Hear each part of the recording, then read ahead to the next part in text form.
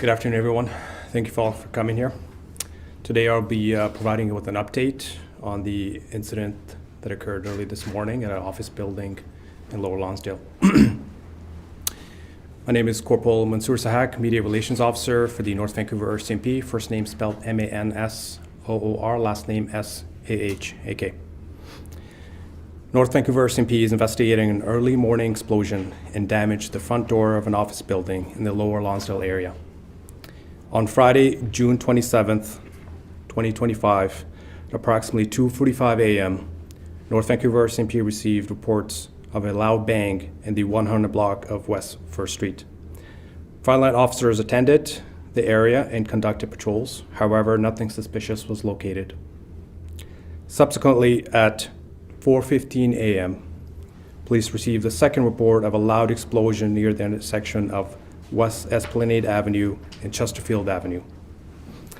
Officers responded immediately, and upon searching the area, located evidence of damage to the front door of an office building in the 200 block of West Esplanade Avenue, indicative of an explosive device detonation.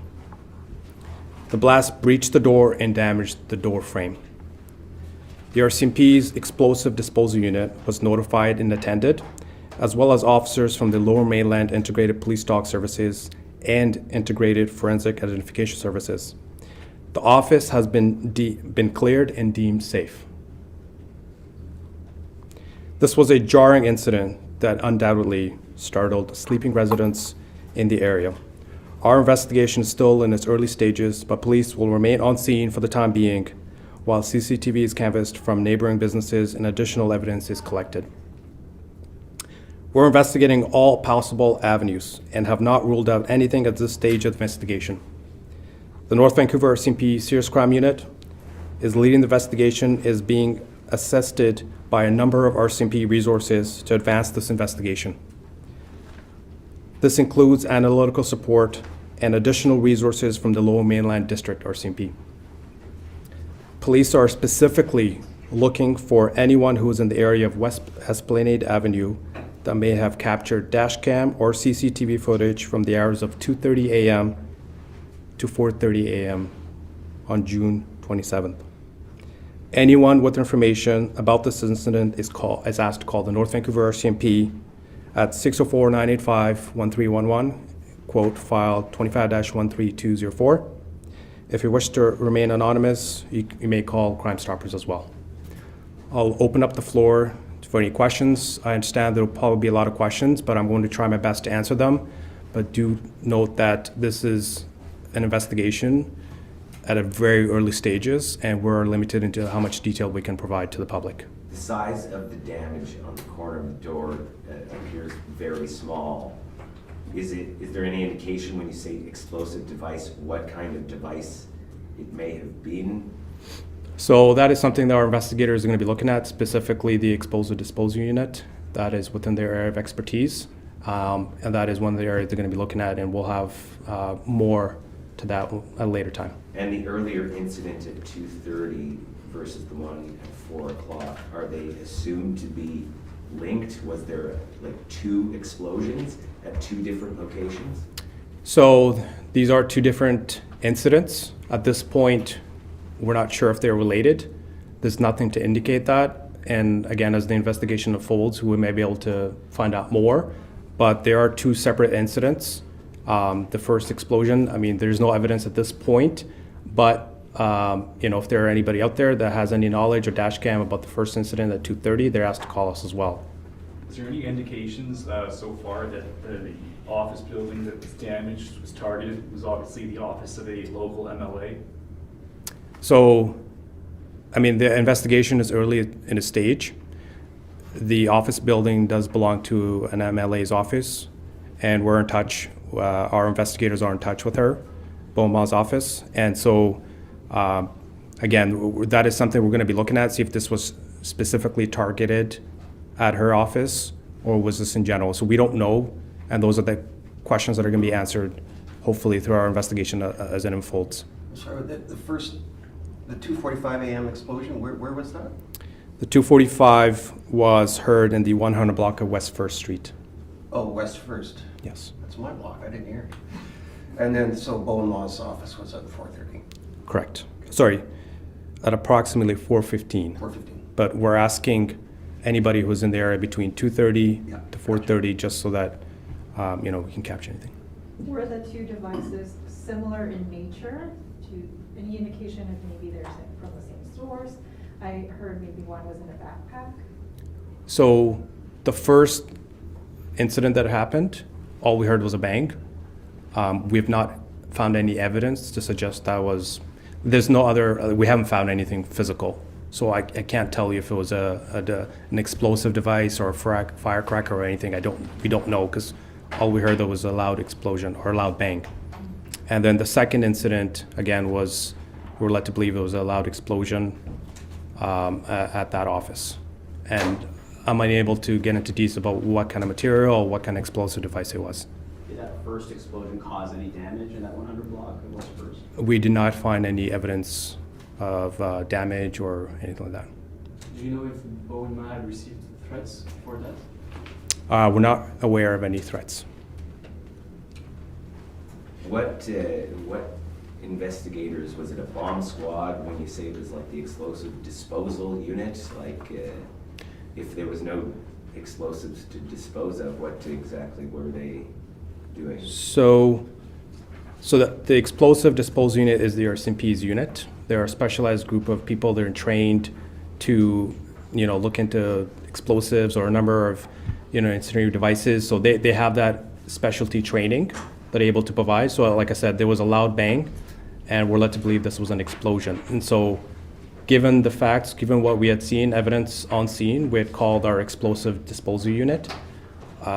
There's a number of names for it. People call it what you described, but the RCMP's, it's their explosive disposal unit.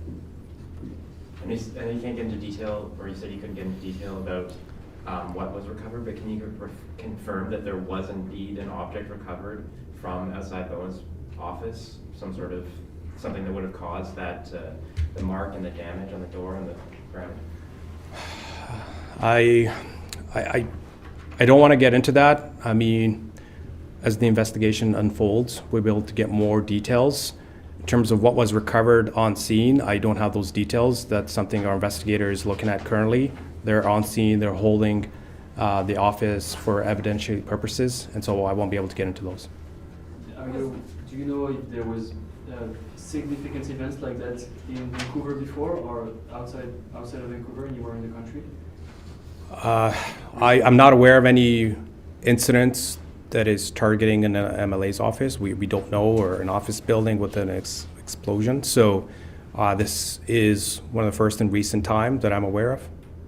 Was either incident captured on camera, CCTV, or anything like that? So our investigators are currently conducting a CCTV canvass as we speak currently. So that is something we're looking at actively as of right now, as it hasn't even been 12 hours since the incident occurred. Can you explain how police approach like a potentially politically motivated incident like this? So I don't know if it's politically motivated. We're not calling it that, but we're investigating all possible avenues at this point. One of the benefits of the RCMP is that we have so many specialized units at our disposal that we can reach out and help us investigate this. Something like this, it's a serious incident, and we want to make sure that we investigate thoroughly and find the people that are behind this, that are responsible. So we have a number of resources at our disposal that are actively engaged in assisting our serious crime unit. And are you following up with Bowinn at all to give her any advice about security or anything like that? Absolutely. So our team is engaged. So also is with the E-Division Protective Services is engaged. And, in terms of what that discussion is, I won't be able to get into detail, but our investigators are in touch with Bowinn Ma's office. Why not close down the whole building? Like, there were workers in the floors above kind of looking out the window as police were doing their work, and the e-bike store appeared to be closed, but the Pilates studio Ministry of Children and Family Development was still going on, and workers were only told by management that the media had been reporting something, but they weren't told by police that there had been an explosion. Why not be perhaps more, not to be alarmist, but would you come to work in this building if there was an explosion here this morning? So let me just clarify. So that is going to detail about what actually happened and what our investigators were doing. So as the incident was reported, our units, frontline officers attended along with the explosive disposal unit and police dog services. There was a search done, and the office and the building was deemed safe. At no point was there ever indication that there's further risk to the public. And had there been any indication, most certainly we would have notified everybody in that building. But at that point, there was no indication that nobody further was in danger and that this was an isolated incident. What time was that search conducted and concluded? I don't have the times, but our police service dog and our explosive disposal unit were called out, and the police service dogs, they work 24/7, so they were there quite quickly. Any idea of how many people might be involved at this point that you may be responsible in terms of suspects? One person, two people? So as the investigation unfolds, that is something we're going to be looking at. At this point, it's too early in the investigation to determine who's behind it and how many people or any motive. So you have no suspects, you have no persons of interest, you have no idea the number of people or? I didn't say that.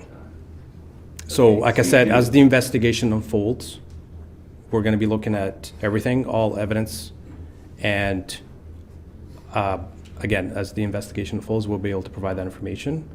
But at this point, I'm not prepared to share any information on how the active investigation is ongoing.